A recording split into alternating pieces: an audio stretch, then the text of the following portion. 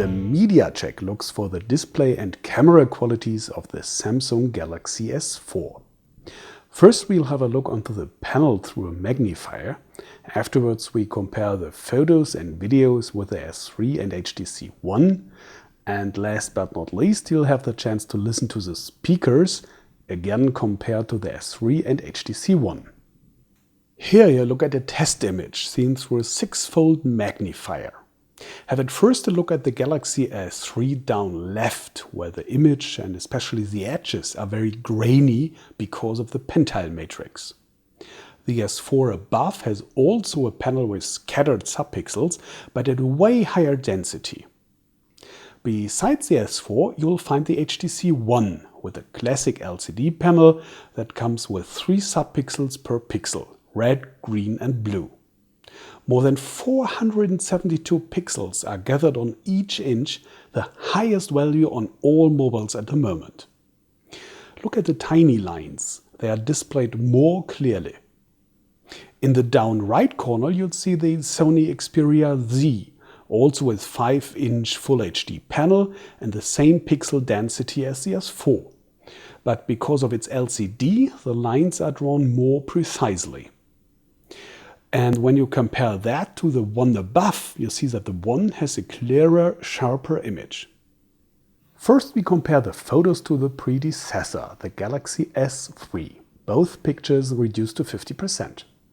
Because the S3 is shooting still with 8 megapixels instead of the 13 megapixels of the S4, the image is smaller. In full-scale view you should have a look at the inscription at the base of the statue and at the trees in the background that are a little sharper on the S4. That's even better to be seen at 200%. If you bring both images to the same size, you have to push the S3 up to 275%, and here the blurs of the S3 image are getting worse, of course. As the HTC One has 4 megapixels only, the image has to be pumped up to 375% actually, bad conditions for details. At 200% each, the image of the One looks a little better, but the result is still not satisfying at all.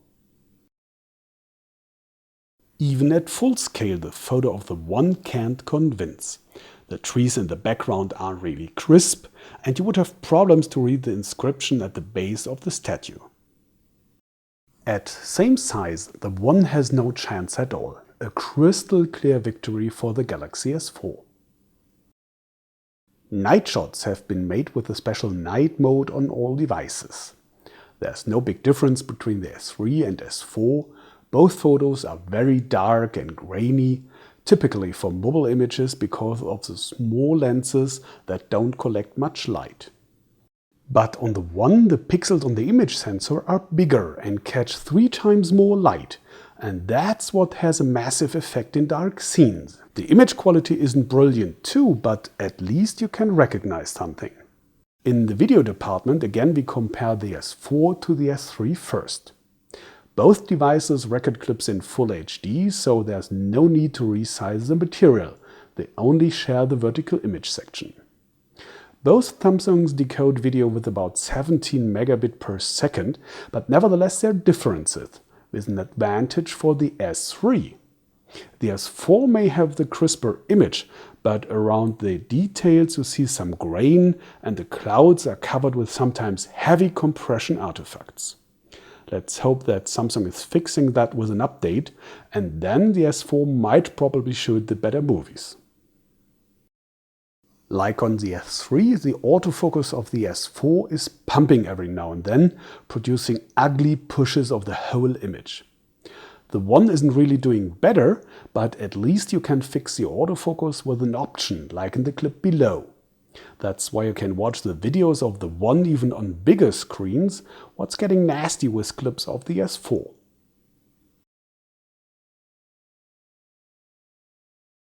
Annoyingly, the S4 doesn't show the correct preview for videos. Only if the recording has already been started to see the real picture frame on the screen. And that has nothing to do with the 4:3 format of the maximum photo resolution of 13 megapixels. That problem also exists if you choose the 16:9 format of the second highest resolution with 9.6 megapixels.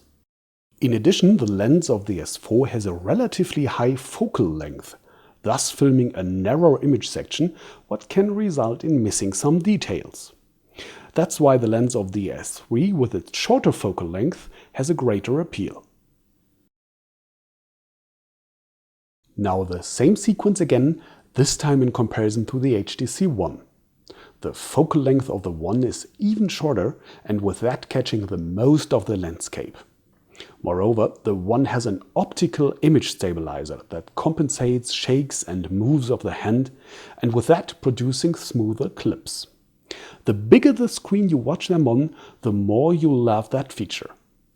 And now the hardest part for a camera, filming during a walk. Those moves even an optical stabilizer can't compensate. But the image is a little bit more stable at least as the one of the S4 with its digital stabilizer. So the HTC One hasn't only the better display, the videos have also greater appeal in everyday life than the clips of the S4. Photos see the One in advantage again, but only under bad light conditions. In bright daylight, the One has no chance at all against the S4. Compared to its predecessor, the S4 has a way better display and the photos impress more, but concerning videos, the S3 performs better, at least at the moment. Last but not least, the speakers. First in comparison to the S3, afterwards to the HTC One, with and without Beats Audio.